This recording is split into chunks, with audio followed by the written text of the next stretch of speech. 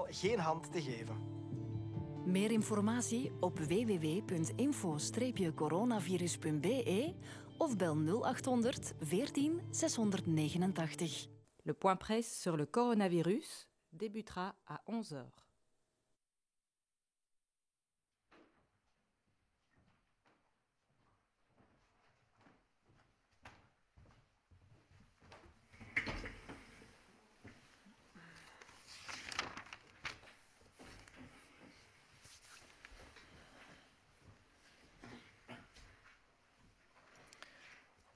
Mesdames et messieurs, bonjour. J'espère que vous vous portez bien, que vous prenez soin les uns des autres. Nous sommes le samedi 28 mars et nous allons commencer notre point de presse quotidien par un état de la situation au niveau pandémique et puis un retour sur les décisions qui ont été prises hier par le Conseil national de sécurité. Je cède tout de suite la parole à Emmanuel. Bonjour à tous, goedemorgen iedereen. Nous allons commencer par la situation dans les hôpitaux. Hier, 575 personnes ont dû être hospitalisées dans le cadre d'une infection à coronavirus. 205 personnes ont pu quitter les hôpitaux après avoir été guéries. Ce qui porte aujourd'hui le nombre de patients hospitalisés à 3717. Parmi ceux-ci, 789 sont aux soins intensifs. C'est une augmentation par rapport à hier de 99 personnes. Aujourd'hui, 43% des lits de soins intensifs sont actuellement disponibles, sont utilisés. 579 personnes nécessitent une assistance respiratoire. Pour la journée d'hier, nous déplorons également le décès de 64 personnes, ce qui porte à 353 personnes décédées depuis le début de cette épidémie. Parmi celles-ci, 147 étaient originaires de Flandre, 68 de Bruxelles et 138 de Wallonie. En ce qui concerne l'âge des personnes décédées, plus de 9 personnes sur 10 avaient plus de 65 ans, mais l'âge des personnes décédées se situe entre 30 et 104 ans. En ce qui concerne les tests diagnostiques, 1850 nouveaux patients ont été testés positifs pour le Covid-19. Une partie de ces patients avait été diagnostiquée dans les jours précédents. Au total, cette distribution est répartie comme suit. 823 en Flandre, 134 à Bruxelles, 875 en Wallonie, et pour 18 personnes, les données doivent encore être consolidées. Cela porte pour la Belgique à 9134 cas d'infection confirmés par un test de laboratoire. Pour la journée d'hier, les laboratoires en Belgique ont réalisé 2948 tests, soit plus de 44 000 tests depuis le début de l'épidémie. Il faut savoir que, comme vous le savez, nous allons augmenter notre capacité à réaliser plus de tests. Donc, inévitablement, le nombre de cas confirmés va suivre cette augmentation de la capacité des laboratoires. Et donc, ce nombre va évoluer de façon importante dans les prochains jours, reflétant la capacité diagnostique. Mais les indicateurs les plus importants que nous allons suivre restent toujours le nombre d'hospitalisations et le nombre de personnes nécessitant des soins intensifs. Alors, nous voudrions réinsister sur l'importance et la nécessité d'avoir prolongé les mesures comme cela a été décidé hier par les autorités. La nécessité de prolonger ces mesures se justifie par plusieurs éléments. Premièrement, vous voyez que tous les jours, de nouvelles personnes rentrent dans les hôpitaux, que le taux d'occupation des hôpitaux, y compris des lits de soins intensifs, continue à augmenter. Nous avons toujours une marge de sécurité, mais c'est important de pouvoir maintenir ces efforts tant que nous ne voyons pas la proportion de lits occupés décroître. Et donc, les mesures que nous avons commencé à prendre il y a déjà un certain nombre de jours et les mesures que nous continuerons à prendre pendant un certain nombre de semaines permettront d'atteindre ces objectifs et nous suivrons jour après jour avec vous l'évolution de ces indicateurs pour vous aider ensemble à anticiper quand et comment nous pourrons petit à petit lever les mesures. Une des questions qui revient régulièrement, c'est quand se laver les mains. Eh bien, depuis le début de cette épidémie, nous vous rappelons tous les jours qu'il faut se laver les mains. C'est évidemment important de continuer à maintenir une hygiène régulière et importante quand vous êtes chez vous, à différents moments de la journée. Mais c'est aussi très important de systématiquement, quand vous êtes sorti pour vous promener, pour aller faire des courses, comme c'est autorisé de le faire, de se laver les mains comme premier geste quand vous rentrez chez vous, puisque c'est à cette occasion que vous aurez été éventuellement mis en contact avec du virus qui était déposé sur les surfaces. Voilà, je vais laisser la parole à Steven. Goedemorgen iedereen. Het is tijd voor de dagelijkse update van de COVID-19-cijfers. In de voorbije 24 uur werden er 575 patiënten opgenomen in onze ziekenhuizen en 205 patiënten mochten de ziekenhuizen verlaten. Dat brengt het totale aantal gehospitaliseerde patiënten in België op dit ogenblik op 3717.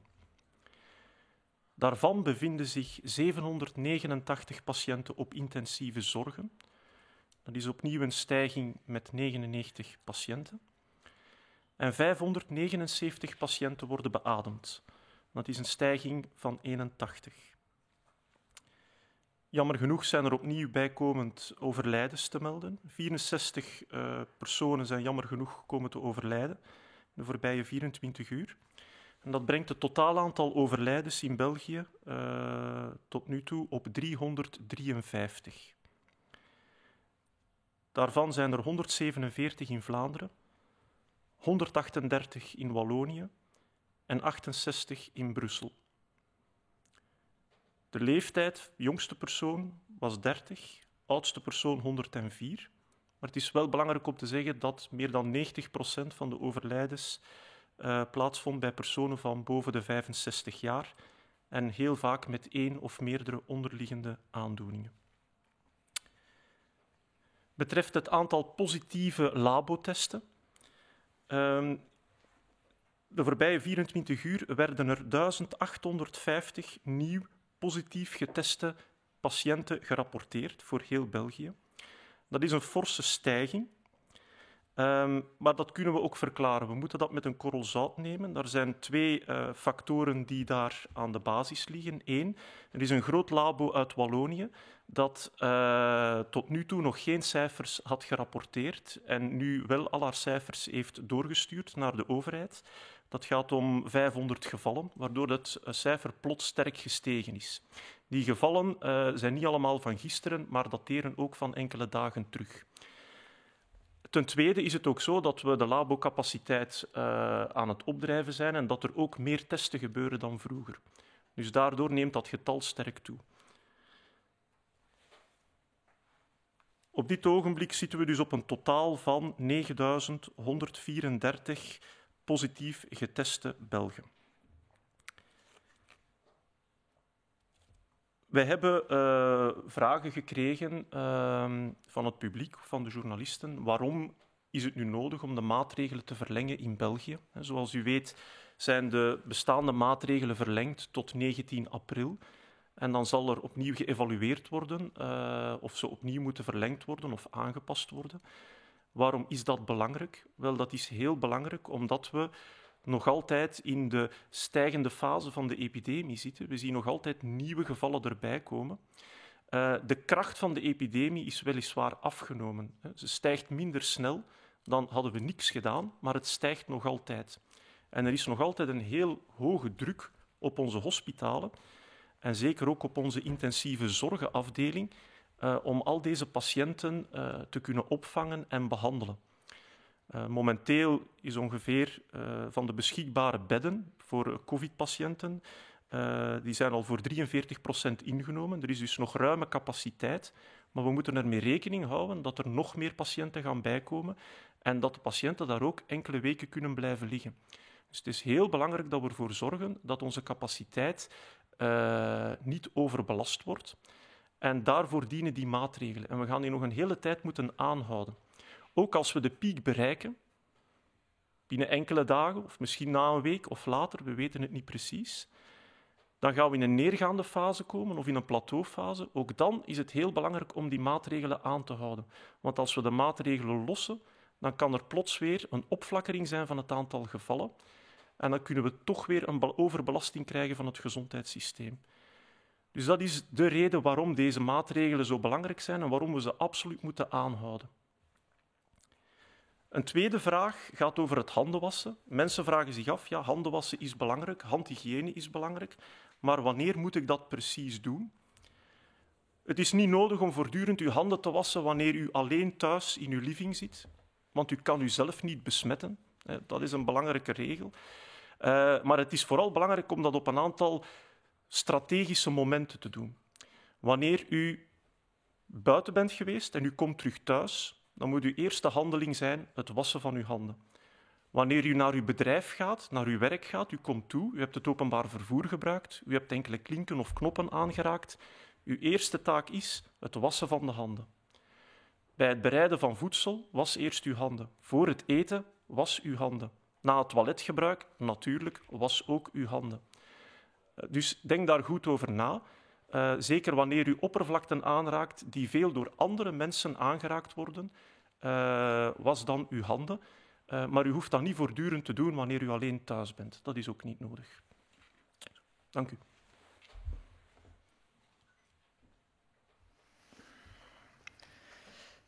Comme vous le savez, sur base de l'avis d'experts, le Conseil national de sécurité a pris hier la décision nécessaire de prolonger les mesures qui sont en vigueur jusqu'au 19 avril. La situation, depuis le début de cette pandémie, est suivie en permanence et ces mesures, qui sont renforcées actuellement, pourraient être prolongées au-delà du 19 avril jusqu'au 3 mai, mais elles le seraient uniquement sur base d'avis d'experts et sur base de l'ensemble des autorités qui suivent vraiment cette situation jour après jour. C'est donc aujourd'hui à chacun d'entre nous de prendre notre responsabilité, et ce, pour tenir bon dans les semaines à venir. Nous allons devoir faire preuve de patience, mais nous ne pouvons pas sauter une seule étape. La priorité absolue est pour nous, comme pour vous, la santé de chacun de nos concitoyens. Et c'est pour ça que nous devons aujourd'hui, tous ensemble, fournir ces efforts considérables. Le temps de la sensibilisation est fini. Aujourd'hui, tout le monde doit réaliser le sérieux de la situation et doit maintenant agir. On voit néanmoins que, quand on regarde les chiffres notamment des secteurs des télécommunications, que les personnes passent aujourd'hui 80% de leur temps dans leur commune. Ce qui signifie concrètement que vous restez chez vous pour la plupart d'entre vous, que vous suivez les consignes. Et pour cela, on ne peut que vous remercier. Mais malheureusement, il y a toujours des personnes qui ne comprennent pas. Et les services de police, dans les prochains jours et prochaines semaines, seront sur le terrain pour renforcer les contrôles, pour sanctionner si c'est nécessaire, mais surtout pour veiller avec nous, aux côtés des acteurs de la santé publique, au respect des consignes. C'est vrai que les prochaines semaines seront difficiles pour beaucoup d'entre nous. On vous l'a dit, l'importance pour la Belgique, pour chacun d'entre vous, c'est de garder cette solidarité qui nous anime depuis quelques jours et de faire attention aux personnes les plus vulnérables de notre entourage. Arrêtez d'être créatifs dans le non-respect des mesures. Soyez plutôt créatifs avec la manière avec laquelle vous allez être en contact avec vos familles, avec vos proches, tout en respectant les consignes de santé publique. Cette période est très dure émotionnellement pour beaucoup d'entre nous, pour beaucoup d'entre vous, et il faut faire attention à ces émotions qui vont sûrement arriver dans les prochains jours. Cherchez une routine, cherchez une manière de vous occuper, reconnaissez ces émotions qui apparaissent et parlez-en. Parlez-en avec vos proches. Beaucoup d'organisations spécialisées, d'associations sur le terrain sont à votre disposition. Il y a également ces volontaires de la Croix-Rouge qui sont joignables sur le numéro d'information, le 0800 14 689. Continuez à rester chez vous. Continuez à prendre soin de vous et continuez à prendre soin des autres. C'est ce que nous devons faire maintenant dans les prochaines semaines. Merci.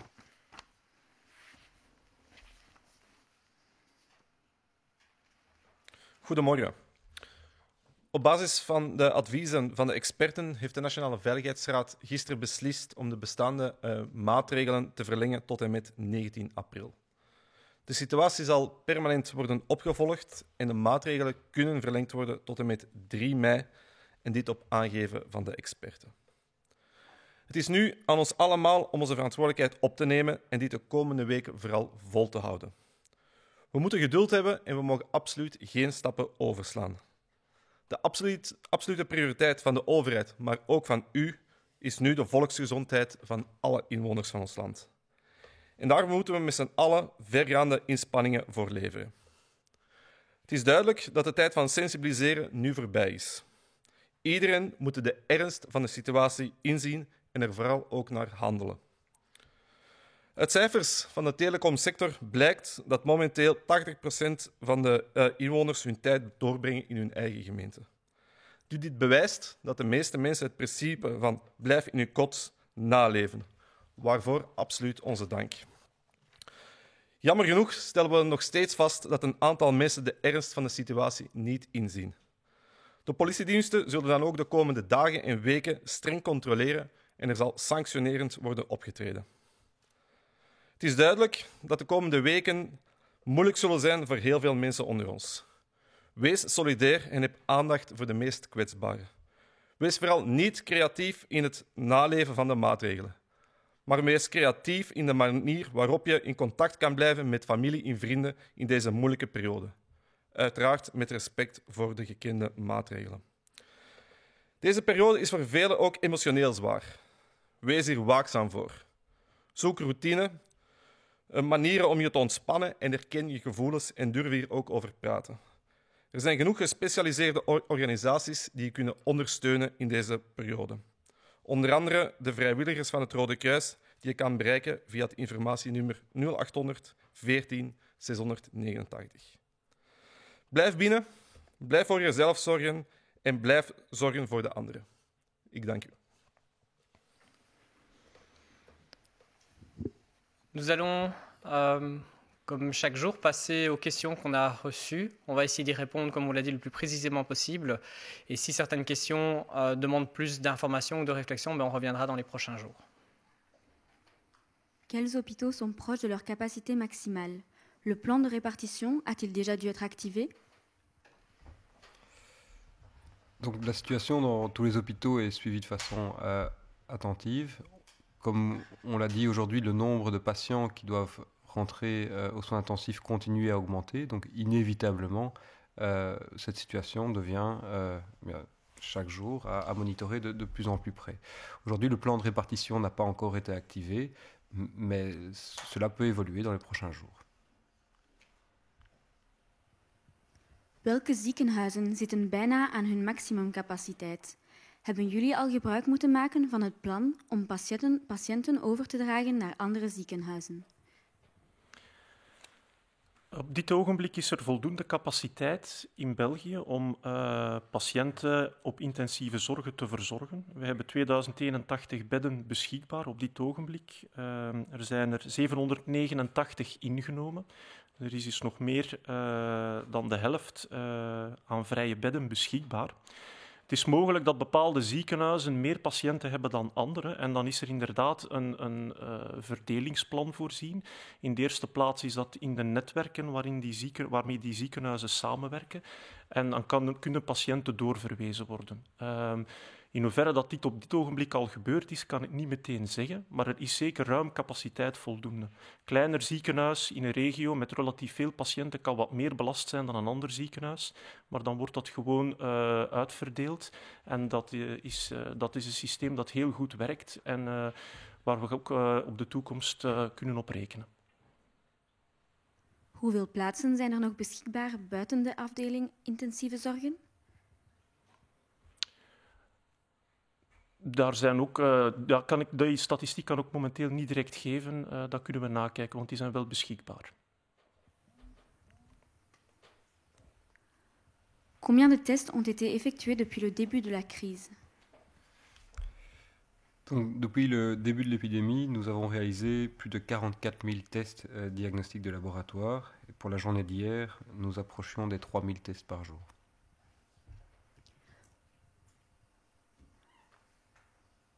Hoeveel tests zijn er al sinds het begin van de crisis uitgevoerd? We zitten momenteel op een totaal van ongeveer 44.500 testen. De testcapaciteit verhoogt ook. De voorbije 24 uur zijn er bijna 3000 testen uitgevoerd per dag. En waarschijnlijk gaat dit ook nog verhogen in de toekomst. Wat is het percentage van patiënten die de intensieve zorgen kunnen verlaten? Daar hebben we op dit moment ook nog geen precieze statistieken over. Dit is iets dat we gaan bekijken voor de toekomst, waar we dan iets concreter kunnen over communiceren.